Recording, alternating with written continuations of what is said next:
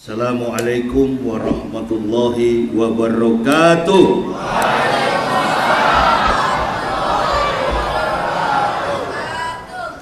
Alhamdulillah. Alhamdulillahillazi birabbi'il akhir wa ja'abadahu birabbi isan wa anzala kitaban hudan wa nurran wa ansala sab'an minal masani yahdi bihi man yarju liqa arabihi wa nailal amani. Ashhadu an la ilaha illallah rahmani wa ashhadu anna sayyidana Muhammadan abduhu wa rasuluhu rabbani. Allahumma fasalli wa sallim ala imamil abrar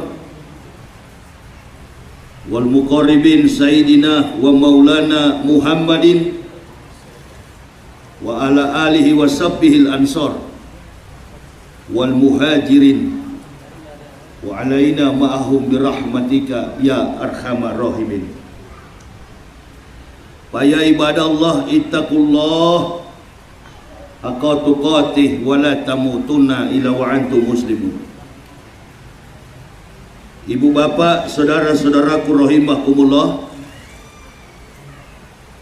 panitia penyelenggara tabligh akbar Badan Kemakmuran Masjid Babu Salam Kota Pekanbaru,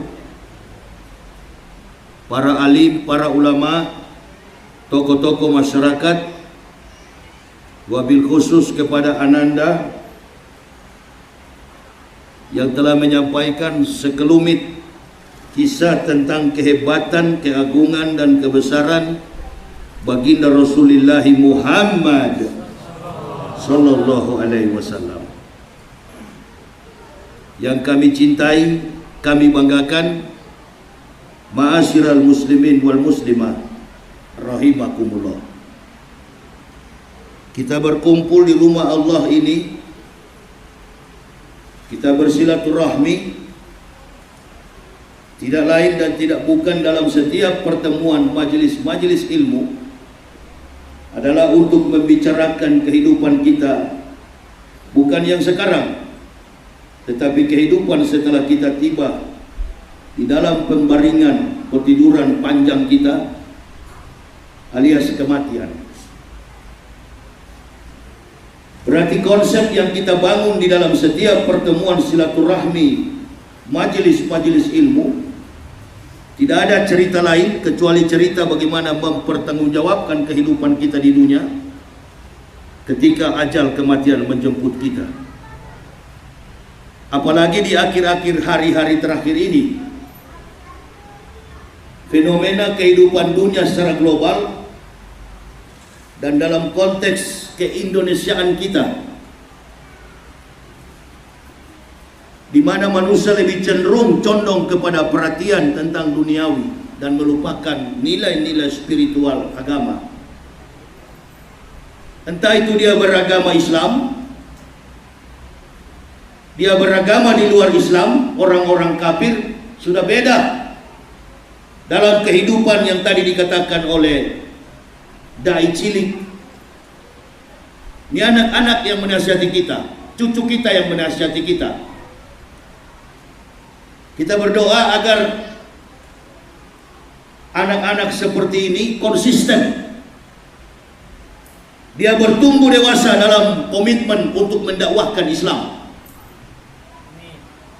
Dia bertumbuh dewasa dalam kekuatan untuk menyampaikan dalil yang memberikan pengertian kepada makhluk yang bernama manusia. Karena dakwah itu bukan untuk kambing, Dakwah itu bukan untuk hewan, dakwah itu untuk manusia. Apa kata dakwah? Dakwah itu tuding. Makanya di zaman para nabi dulu, sebelum diutusnya para nabi, ada satu periode para nabi disebut dengan zamannya hakim-hakim. Itu disebut dengan nabi, para utusan Allah. Mereka menyampaikan sesuatu yang hak, menegakkan yang hak, memberantas yang batil. Itu dakwah. Jadi kalau ada dakwah yang masih kompromi, itu bukan dakwah. Kalau ada dakwah yang hanya menyinggung, hanya menyentil secara ironis, itu bukan dakwah. Itu namanya pidato. Itu namanya kampanye. Kalau dakwah konsepnya jelas. Hitam katakan hitam, putih katakan putih. To revive the truth, to bury the patient.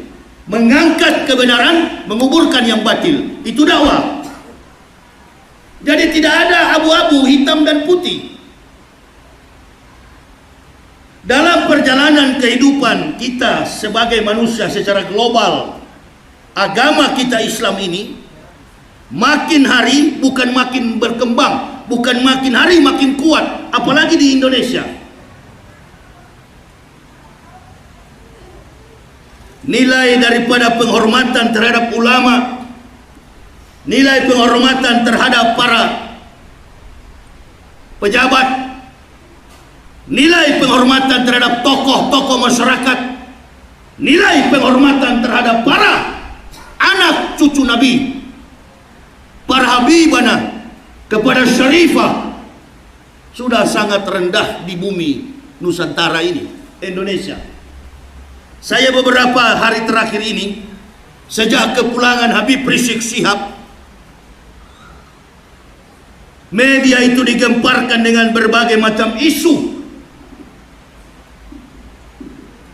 Saya teringat dalam satu keterangan Al-Quran, Qul amara rabbi bil qis wa aqimu wujuhakum inda kulli masjidil wad'uh muhlisina lahuddin kama ba'da akum ta'udun. Kata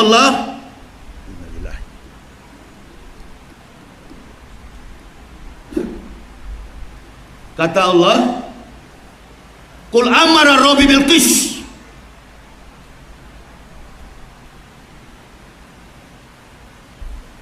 terapkanlah, tetapkanlah keadilan itu. Qul amara rabbi bil qis, sesungguhnya Allah memerintahkanku untuk melakukan keadilan. Coba ganti sound system ini. Sini.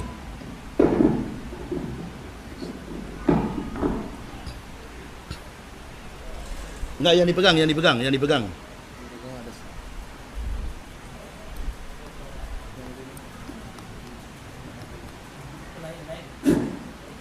Qul amara rabbi bil qis wa aqimu wujuhakum inda kulli masjidil wad'uh muhlisina lahuddin kama ba'da akum ta'udun. Dan Tuhanku memerintahkanku menjalankan keadilan dengan mengikhlaskan ketaatan kepada Allah, sebagaimana Dia telah menciptakan kamu, demikian kamu akan kembali kepadanya. Perintah konstitusi dalam landasan pengakuan pergaulan kita, baik dalam sistem bernegara maupun dalam status kehidupan bermasyarakat, berbangsa, dalam kehidupan individu, kehidupan rumah tangga, bermasyarakat, berbangsa dan bernegara. Kita mempunyai satu kekuatan landasan.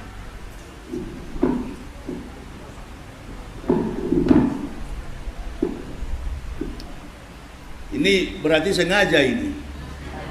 Enggak, ini sengaja, sudah tahu rusak disuruh pakai orang. Sengaja memang.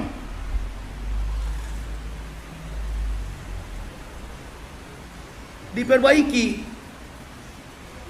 Ini menunjukkan mental kita memang suka dengan yang tidak baik.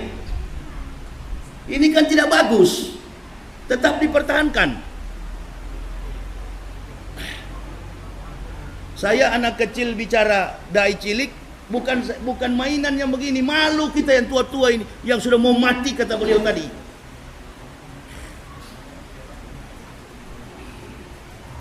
Ya nggak apa-apa, 10 menit lagi saya. 10 menit lagi, kan sudah banyak disampaikan tadi oleh dai cilik. Berarti orientasi kita ketika hidup di tengah dunia ini, posisi kita sebagai orang yang telah dihadirkan Allah, makhluk yang telah dihadirkan oleh Allah. Dari sekian juta makhluk ciptaan Allah, manusia menduduki ranking paling pertama sebagai makhluk yang paling mulia. Kemuliaan manusia itu melekat dalam jiwanya adalah akal. Amar bin Ka'ab, Abu Hurairah datang kepada Rasulullah sallallahu alaihi wasallam, "Ya Habibullah, man a'lamun nasi, man abudun nasi, man abdulun nas." Siapakah ya Rasul? Orang yang berilmu, orang cerdas, orang pintar, dianggap qualified dalam segala kompetensi, kemampuan, keilmuan, baik dalam penelitian ilmiah maupun dalam kemampuan akademik. Rasulullah belum menjawab. Mereka bertanya, man abudunas, siapakah yang ahli ibadah? Dan yang ketiga yang mereka tanyakan, ya Rasulullah, man abdulun nasi, siapakah orang yang paling utama? Artinya siapakah pejabat itu? Man abdulun nasi, siapakah manusia yang paling abdol? Kalau dalam pertemuan-pertemuan formal, hadir di satu kampanye, hadir di satu majelis ilmu, atau dalam masjid, biasanya kalau ada pejabat yang kami muliakan, yang kami hormati, Bapak Bupati, itu abdol. Yang kami hormati Bapak Gubernur, itu abdol. Yang kami hormati Bapak Ketua DPR, itu abdolun nasi. Yang kami hormati Menteri, Presiden dan lain sebagainya, anggota parlemen, abdolun nasi. Yang ditanyakan itu, man a'budunas, man a'lamun nasi, man abdulunas.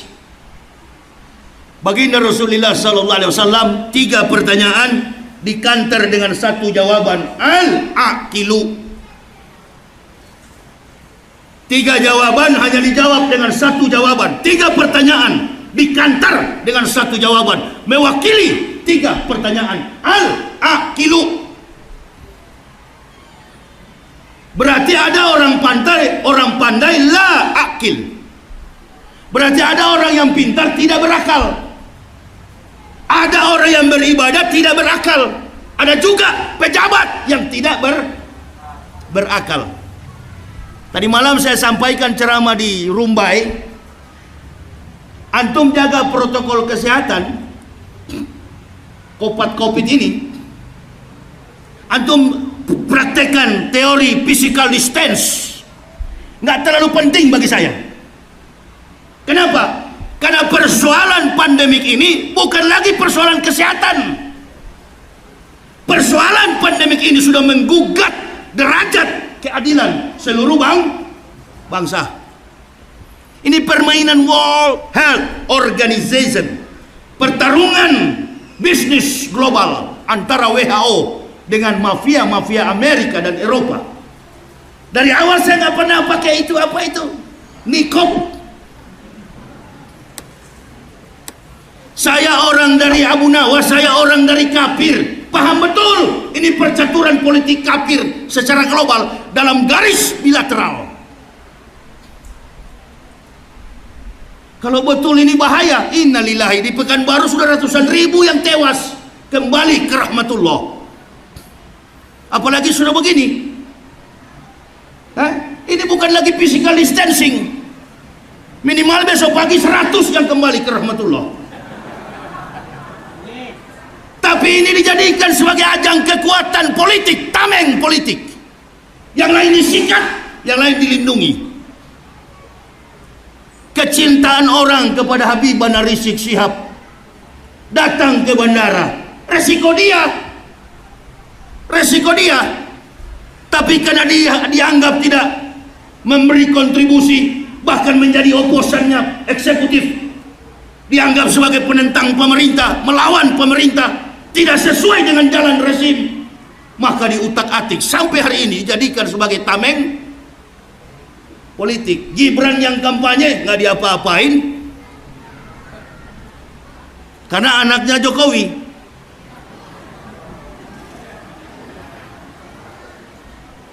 Ini kok saya mati-mati heran nih. Semua mengaku beragama Islam tapi tidak jujur.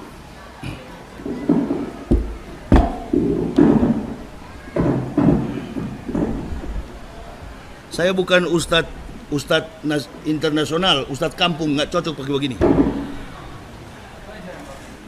Orang mengaku Islam dari presiden sampai ke bawah, ke pejabat kita, tapi tidak jujur. Ini kan merupakan satu kesimpulan kekuatan dakwah yang perlu kita ejawantahkan, bahwa ketidakadilan inilah yang membuat kita semua diuji oleh Allah, dan bahkan antisipasi dengan baik ada praktek politik adu domba yang sedang berlangsung bagi negara kita ini.